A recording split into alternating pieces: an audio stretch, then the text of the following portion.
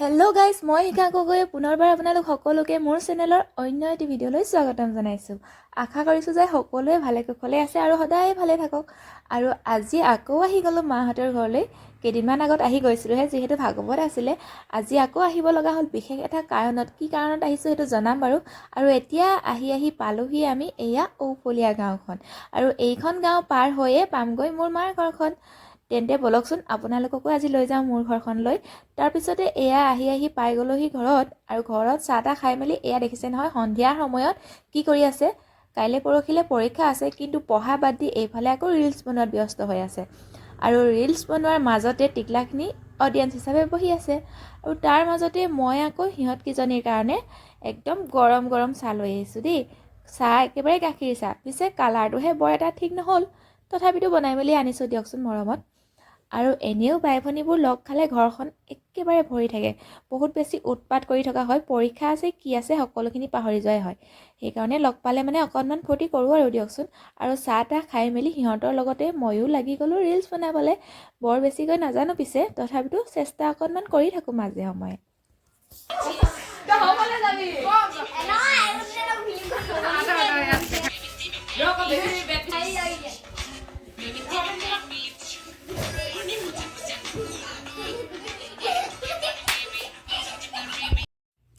এয়া আকৌ পিছদিনাখন ৰাতিপুৱাই মাহঁতে শদিয়ালৈ বুলি ওলাইছে।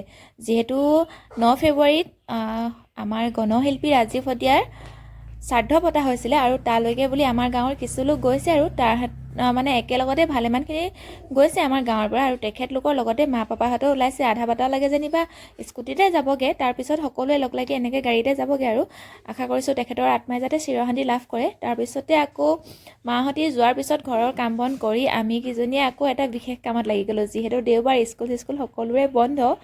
আৰু সেইটো কাৰণে ভাত পানী খাই মেলি আজৰি হৈ বাচন চাচন ধুই মেলি সকলোখিনি কাম সামৰি, আৰু এইফালে দেখিছে নহয় কি কৰি আছোঁ, গমটো পালেই চাগে। একদম মুখত ফেচ মাস্ক লগোৱাত ব্যস্ত হৈ আছোঁ।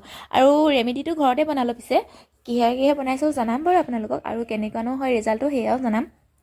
এয়া ভণ্টিয়ে লগাই আছে বৰ্তমান। আৰু আচলতে কফি আছিলে ঘৰত, কফি আৰু এল'ভেৰা মিক্স কৰি পেলাই মুখত লগাইছোঁ।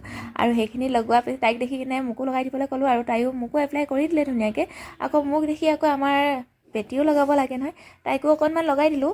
বহুত বেছি কেমিকেল জাতীয় বস্তুটো লগোৱা নাই, একো নহয় বুলি ভাবিছোঁ। আৰু তাৰপিছত ফেচ মাস্ক লগাই মেলি একদম মুখ চুখ ধুই ধুনীয়াকৈ একেবাৰে চাফ চিকুণ হৈ পেলাই মুখখন চালোঁ। একদম বহুত বেছি ধুনীয়া হৈ গৈছে, একেবাৰে কোমল হৈ গৈছে। খুব বেছি ভাল লাগিছে, আপোনালোকেও ইউজ কৰিব পাৰিব। তাৰপিছতে দুপৰীয়া টাইমত আকৌ বগৰী খুন্দি খালোঁ। আৰু সন্ধিয়াৰ সময়ত লাল চাহৰ লগত এইফালে পাস্তা খাই পেলাই আজিলৈ বাই। কেনেকুৱা পালে জনাব দেই।